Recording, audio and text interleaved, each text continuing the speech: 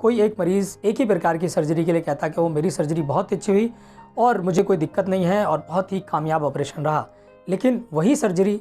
अगर उसी डॉक्टर ने की है उसके बाद भी दूसरा मरीज़ ये भी कह सकता है कि नहीं, मेरी सर्जरी ख़राब हो गई और मुझे इससे काफ़ी नुकसान हो गया या शायद दोबारा सर्जरी करने की ज़रूरत पड़ी। तो ऐसा क्यों होता है?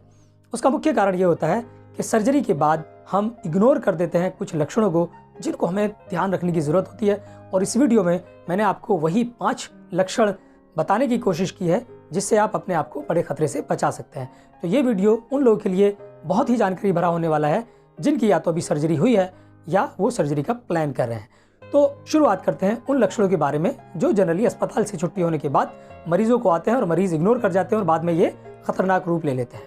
उसमें जो सबसे पहला लक्षण होता है वो होता है फीवर, यानी कि बुखार। तो अगर किसी मरीज़ को सर्जरी के बाद, घर पे आने के बाद, अस्पताल से छुट्टी होने के बाद बहुत तेज़ बुखार, सर्दी लग के आता है, fever with chills and rigors होता है, तो ये कॉम्प्लिकेशन है मरीज़ के शरीर में इन्फेक्शन फैलने का, क्योंकि बुखार तभी आता है जब मरीज़ के शरीर के अंदर या खून के अंदर इन्फेक्शन फैल जाए, और अगर इसको समय पे दैट ना दिया जाए तो सेप्टिसीमिया या जानलेवा कंडीशन भी हो सकती है। तो अगर आपको सर्जरी के बाद बुखार आता है तो अपने डॉक्टर को फ़ौरन बताएं बिना देर किए, सो दैट वो समय रहते एंटीबायोटिक शुरू करे और आपको खतरे से बचा सके। जो दूसरा लक्षण आता है वो होता है दोस्तों सीवियर पेन। अगर सर्जिकल साइट पे बहुत ज़्यादा पेन है, अनबियरेबल पेन है, और ख़ासतौर से एब्डोमेन की या पेट पे होने वाली सर्जरीज़ में अगर ऐसा होता है तो ये कॉम्प्लिकेशन हो सकता है। इसको भी इग्नोर करने की ज़रूरत नहीं है और अपने आप डॉक्टर को रिपोर्ट ज़रूर करें। जो तीसरा बड़ा लक्षण आता है ख़ास तौर से एब्डोमिनल सर्जरीज़ पे, तो अगर आपका पेट फूलने लगे, आपको ऐसा लगे कि नहीं पेट बहुत ज़्यादा फूल गया सर्जरी के बाद, घर पे आने के बाद, और अगर आपको साथ में हवा पास भी नहीं हो रही है और मोशन पास भी नहीं हो रहा है, यानी कि आपने लेटरिन भी नहीं किया 24 से 48 के घंटे तक, तो ये हो सकता है कि आपको आंत का बंद लग गया हो, जिसको हम इंटेस्टाइनल ऑब्स्ट्रक्शन कहते हैं। ये एक लाइफ थ्रेटनिंग कंडीशन हो सकती है और हो सकता है आपको एक बड़ी सर्जरी या लेप्रोटमी की ज़रूरत पड़े। तो अगर ऐसा आपको लगता है तो फ़ौरन अपने डॉक्टर को ज़रूर बताएं। उसके बाद दोस्तों, अगर आपने जब पट्टी चेंज कराई, अगर वहाँ से आपके ज़ख़म से